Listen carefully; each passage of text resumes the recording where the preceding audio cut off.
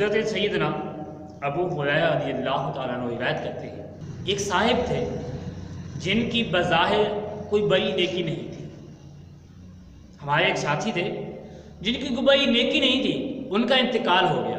اب غیب کی خبر دیتے ہوئے رسول اللہ صلی اللہ علیہ وسلم ارشاد فرماتے ہیں، تمہیں کیا معلوم اللہ تعالیٰ نے اسے جنت میں داخل کر دیا ہے۔ سبحان اللہ۔ غیب کی خبر بتانے والے میٹھے میٹھے مصطفیٰ صلی اللہ علیہ وسلم اس بندے کے بارے میں ارشاد فرما رہے ہیں، اے لوگو تمہیں میں بتلانا دوں کہ تم کیا جانتے ہو، وہ صاحب جو فوت ہوئے ہیں اللہ تعالیٰ نے انہیں جنت میں داخل کر دیا ہے۔ سبحان اللہ، سبحان اللہ۔ جب نبی پاک صلی اللہ علیہ وسلم نے ارشاد فرمایا نا کہ وہ بندہ جنت میں پہنچ گیا، لوگ تعجب میں پائے گئے کہ اس کا کوئی عمل تو اتنا بڑا خاص نہیں تھا، کوئی نہ تو وہ زیادہ نوافل پڑھا کرتے تھے، نہ تو زیادہ وہ روزہ رکھا کرتے تھے، لیکن پھر وہ جنت میں کیسے پہنچ گئے؟ صحابہ کرام کو بہت تعجب ہوا۔ ایک صحابی اس بندے کے گھر میں پہنچے اور ان کی اہلیہ سے، ان کی گھر والی سے پوچھا ان کا ہمیں کوئی خاص عمل بتائیے، ایسا وہ کون سا عمل کرتے تھے جس کی وجہ سے اللہ تعالیٰ نے انہیں جنت میں بھیج دیا ہے۔ یہ عمل پوچھنے چلے گئے ان کی گھر والی سے، تو ان کی گھر والی کہتی ہے مجھے اور تو کوئی معلومات ہے نہیں، میں تو نہیں جانتی کہ ان کا کوئی خاص عمل تھا، مجھے معلوم نہیں ہے، ہو سکتا ہے وہ کرتے ہوں، لیکن ہاں مجھے جو معلوم ہے وہ میں تمہیں بتا دیتی ہوں۔ اب توجہ کیجیے گا، اس کی گھر والی کہتی ہے نہ تو میں نے اسے کثرت سے روزے رکھتے دیکھا ہے، نہ تو کثرت سے اسے نوافل پڑھتے دیکھا ہے، ہاں اتنا ضرور ہے کہ وہ صحابی جن کے بارے میں نبی پاک صلی اللہ علیہ وسلم نے فرمایا کہ وہ جیسے فوت ہوئے وہ جنت میں داخل ہو گئے، ہاں مجھے ان کا ایک چھوٹا سا عمل جو مجھے معلوم ہے وہ یہ ہے کہ جب اذان ہوا کرتی تھی وہ اذان کا جواب دیا گیا۔ تو آئیے ہم بھی نیت کرتے ہیں کہ جب اذان ہوگی ہم بھی انشاءاللہ عز و جل اذان کا جواب دیا گیا۔ انشاءاللہ عز و جل ہم اذان کے جواب دینے کی اور اذان دینے والے کی کیا فضیلتیں ہیں، اذان دینے والے کو کیا ملتا ہے۔ بظاہر تو ہم دیکھتے ہیں کہ مولویوں کی تنخواہیں بہت کم ہوتی ہیں، بہت کم ہوتی ہیں، کسی کی 3500 تو 3000 تو 5000، تو اس طرح زیادہ سے زیادہ مولوی کی تنخواہ ہوگی 10,000 بس۔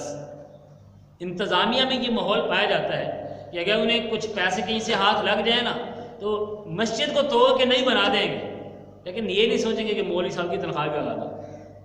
میرا انتظامیہ پہ کوئی تنقید نہیں ہے، لیکن ایک حقیقت بتا رہا ہوں، جتنی تنخواہ پہ ایک مولوی گزارا کرتا ہے اگر کسی متولی کو کہا جائے کہ اتنی تنخواہ پہ تو گزارا کر، وہ کبھی تیار نہیں ہوگا۔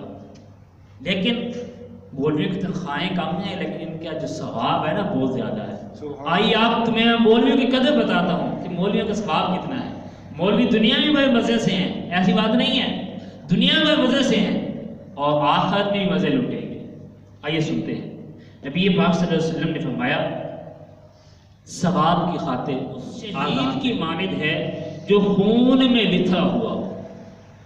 ایک بندہ ثواب کی خاطر اذان دیتا ہے، اس نیت سے اذان دیتا ہے کہ میں اذان دوں گا رب تعالیٰ مجھے ثواب عطا فرمائے گا۔ تو نبی پاک صلی اللہ علیہ وسلم فرماتے ہیں یہ اذان دینے والا ثواب کی خاطر اس بندے کی طرح ہے جو بندہ ہزاروں تیر کھائے، تلواروں کے زخم کھائے، خون میں لتھڑا بتھڑا ہو، اور جتنا اس بندے کو ثواب ملے گا اتنا اس بندے کو اذان دینے والے کا ثواب ملے گا۔ سبحان اللہ۔ تو بتاؤ ہم سے مؤذن اچھے رہ گئے نا، اذان دینے والے ہم سے اچھے رہ گئے نا، تو ہمیں بھی چاہیے کہ جب جب موقع ملے یہ نہ کہیں کہ اذان دینا صرف مولوی کا کام ہے، ہم اپنے لیے سعادت سمجھیں جب موقع ملے تو اذان دیا گیا۔ بلکہ نبی پاک صلی اللہ علیہ وسلم کی حدیث پاک مجھے یاد آتی ہے کہ نبی پاک صلی اللہ علیہ وسلم فرماتے ہیں لوگوں کو نا دو چیزوں کے بارے میں علم ہو جاتا، پتہ لگ جاتا کہ ان کا ثواب کیا ہے تو لوگ جھگڑا کرتے ہیں۔ یہاں تک کہ کیا ہوتا، لوگوں کو دو چیزوں کا علم ہو جاتا، ان کا ثواب پتہ چل جاتا تو لوگ جھگڑا کرتے، ان میں سے ایک اذان ہے۔